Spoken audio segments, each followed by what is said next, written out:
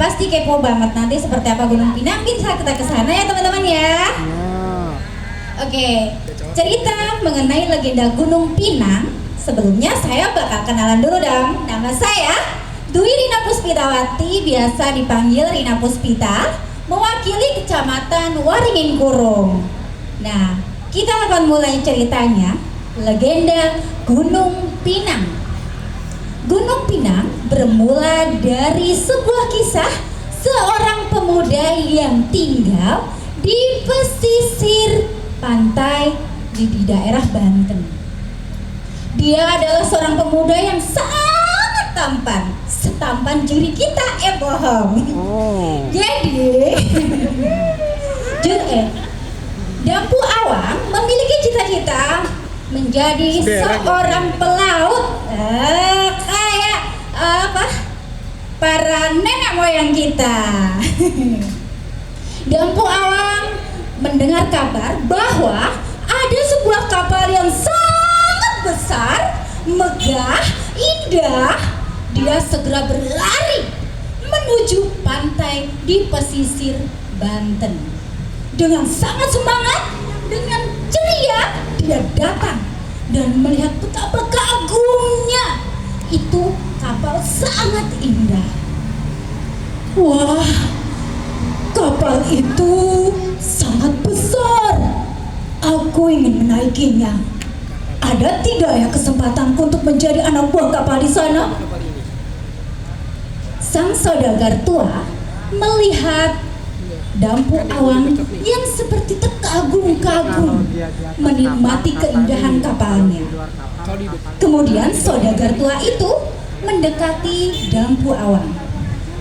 Hei Dampu Awang, hei pemuda, saya lihat sepertinya kamu sangat mengagumi kapalku ini.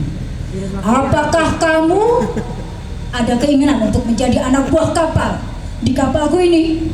Betapa bahagianya Dampu Awang. Ibarat kata gayung disambut. Cita-cita dari kecil orok sampai gede, tiba-tiba ada kesempatan yang emas seperti ini. Dia bahagia dan menyambut tawaran dari sang saudagar dengan sangat bahagia.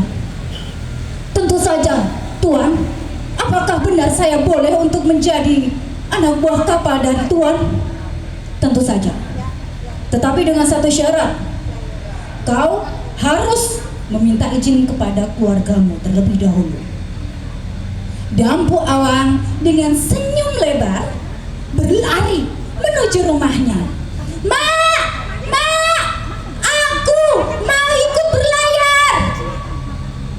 Tetapi begitu ibu mendengar kabar itu, dia langsung lesu.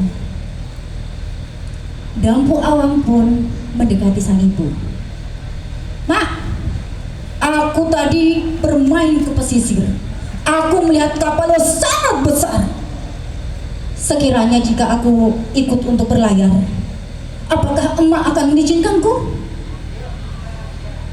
Tetapi ibu mulai merenung lagi. Dampu Awang, apakah kamu tidak kasihan dengan ibu, nak? Ibu hanya memilikimu seorang di dunia ini. Jika engkau pergi, dengan siapa lagi ibu nanti menghabiskan masa hidup ibu? Ayolah, Mak. Ini kesempatanku satu-satunya. Tidak akan ada lagi kesempatan kedua. Beberapa saat, ibunya pun akhirnya luluh dengan rayuan dari sang anak. Dampu Awang pun mulai mengemasi barangnya. Kemudian datang ke pesisir dan menghampiri sang saudagar tua itu. Tuan, saya sudah mendapatkan izin dari ibu saya. Apakah saya boleh ikut denganmu, Tuan? Tentu saja. Mari, ayo kita berlayar. Dengan penuh semangat, Dampu Awang pun bekerja di kapal itu. Dengan rajin, telaten, ulet, sang saudagar pun mulai menaruh perhatian dan berminat untuk menaikkan jabatannya. Wahai Dampu Awang, rajin, dan kamu juga tampan. Maukah kamu menjadi suami dari putriku satu-satunya? Benarkah Tuan? Apakah saya berhak untuk menjadi suami dari putri Tuan nan cantik itu? Sekarang di ini ya. Saudagar kaya pun mengiyakan dan pernikahan berlangsung cukup meriah. Selang beberapa saat, sang saudagar tua pun meninggal dunia. Dan Dampu Awang mewarisi perdagangan, semua harta dan semua yang dimiliki sang saudagar. Tibalah suatu saat, Dampu Awang mengajak sang istri untuk berkunjung ke kampung halamannya. Sudah nampak pantai yang cukup jauh itu. Kapal nan besar.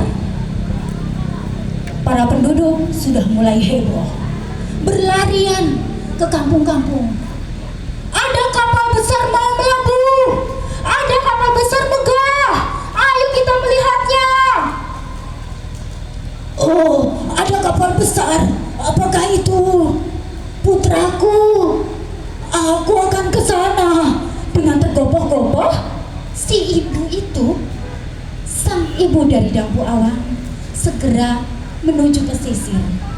Dengan kaki yang mulai sakit, badan lemah, sakit-sakitan, menahan nafas yang mulai bengek, dia pun sampai di pesisir pantai, menanti datangnya kapal yang besar itu. Dia tidak akan mengira apa yang akan terjadi nantinya, hingga kapal itu pun berlabuh di tepi pantai. Dampu Awang dengan gagahnya mulai menuruni kapal, perlahan dengan digandeng sang istri yang cantik jelita. Dia datang, berjalan, dipersilahkan dengan karpet merah turun dari kapal. Kemudian dia pun mulai menengok kanan kiri dengan wajah yang gelisah. Sang istri pun mulai sedikit curiga.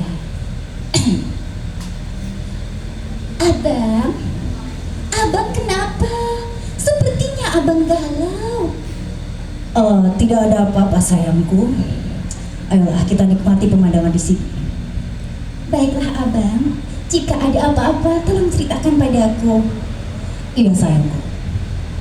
Namun saat hampir tiba di pantai itu turun, seorang nenek tua datang menghampiri Dampu Awang. Utuk. Dampu Awang anakku yang sangat tapan. Anakku, ibu merindukanmu nak. Namun apa yang terjadi? Dampu Awang dengan sombongnya dia menendang sang ibu. Dia mulai tidak menyukai dan tidak mau menerima keadaan ibunya yang seperti itu. Tua, dekil, kemudian berpenampilan sangat lusuh. Dia tidak bisa untuk menerima keadaan sang ibu, padahal dia terlihat kaya, tampan. Tetapi para warga pun mulai berpikir, apakah benar itu Dampu Awang dulu anak yang sangat soleh? Kenapa kepada ibunya dia tidak mengingatnya?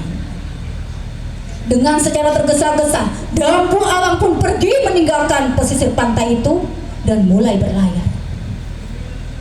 Ibunya bersimpuh, menahan tangis. Ya Allah, kenapa anakku jadi begini? Apa salahku? Berikanlah petunjuk baginya.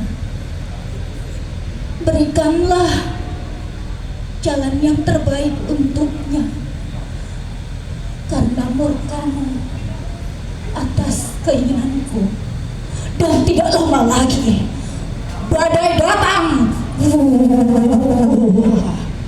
Jebret, kapal terbalik, petir menyambar, kapal pun berguling-guling hingga Buram ya.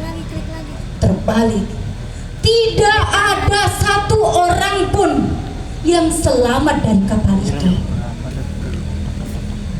Pesan moral dari cerita ini, kesuksesan seorang anak jangan pernah melupakan asal usul kalian, apalagi kepada ibu, karena murka sang Allah adalah atas kehendak ibunya, dan ridho Allah adalah ridho ibumu juga.